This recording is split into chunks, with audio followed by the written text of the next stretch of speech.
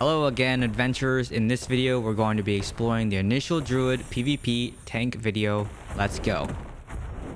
If you haven't seen my other video showcasing the skills and essences, I'll leave that in the comments down below or in the description or somewhere on the screen. It'll be linked. For the build, let's talk set pieces first. In the initial build, I am running 4 pieces of Vithu's Urge and 4 pieces of Gloomguide's Prize.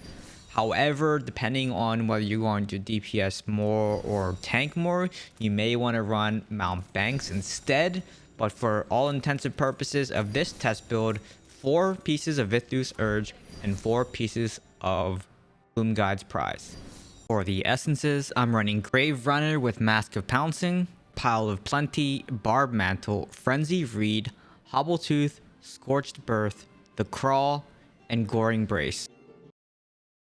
Let's take a quick look at the magic affixes and determine which ones are the best. On the helm, you want to run Stag Charge. On the shoulders, you want to run Werebear.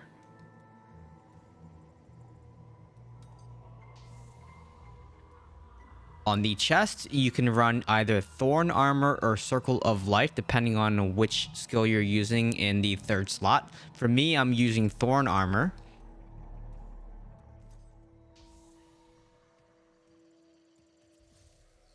Legs, you want to run Werebear. For legs, you can run Werebear, Thorn Armor, or Circle of Life. On the main hand, you can use 2 charges of Werebear plus the shoulders.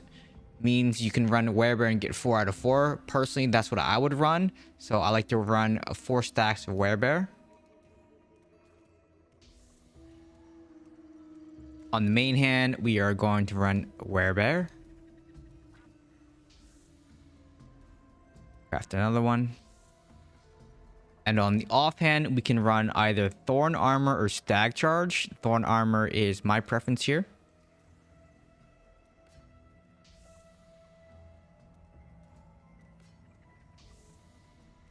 And let's go ahead and equip all the new gear.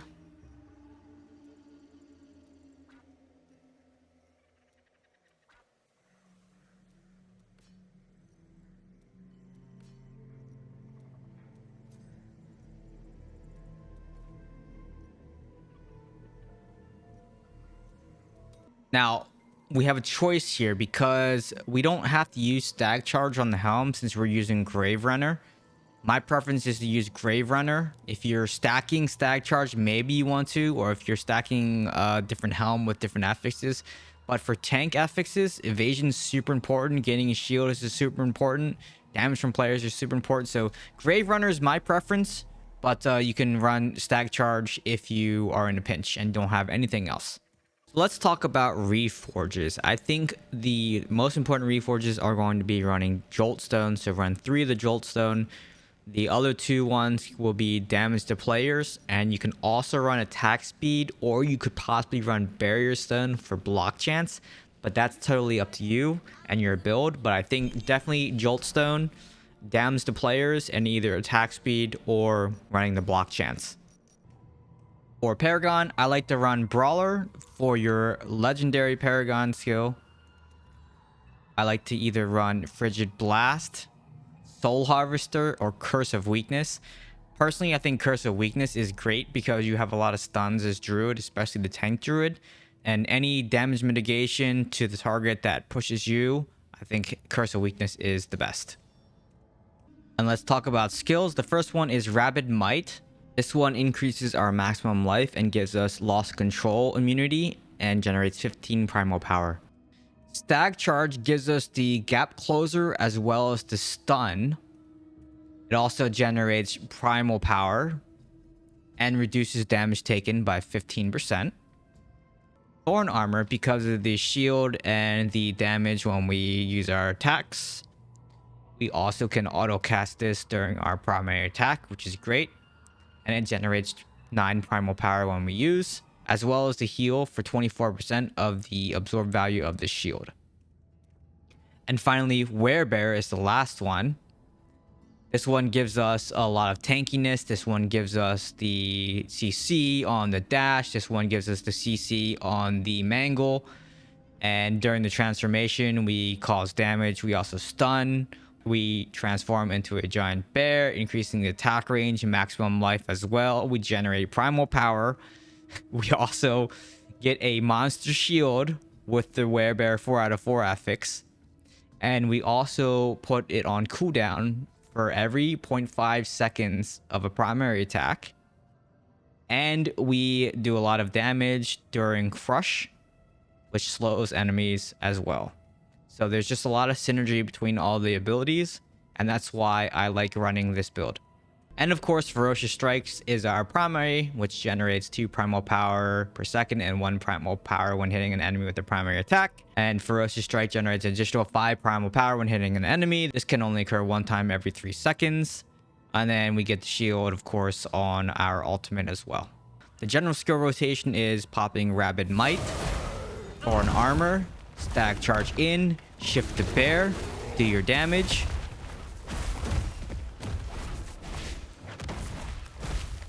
Shift out, leap away, and then you want to do the same thing again. You want to pop your Rabid Might, pop your Thorn Armor, stag in, pop your bear, do your damage, stun them, pin them to the wall, hit them again.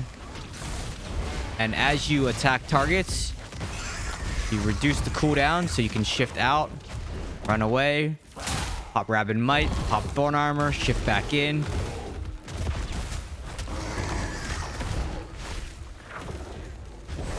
So that's a general rotation.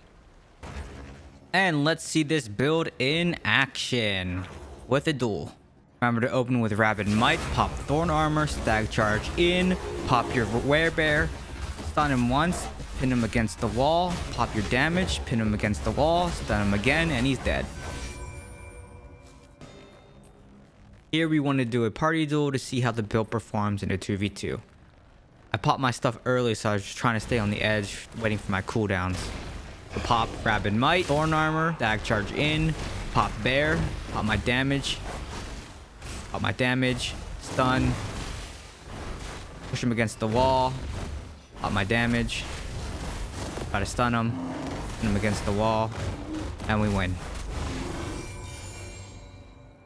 They weren't too happy about that loss, so they changed their builds up a little bit and they wanted a rematch. Rabid Might, Thorn, Stag Charge in, pop Bear, pop my damage, and Mal actually just one-shots him right here. He's running the same build that I am. And we do one last and final duel here.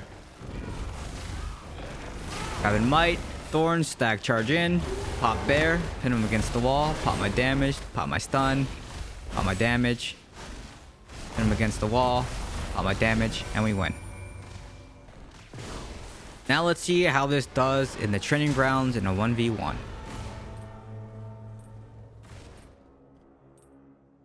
Same as usual, Rabid Might, Thorns, Stag Charge in, pop my bear, pin against the wall, pop my damage and try to stun, and I win. The rest of these duels there will be no commentary, so just enjoy the PvP action.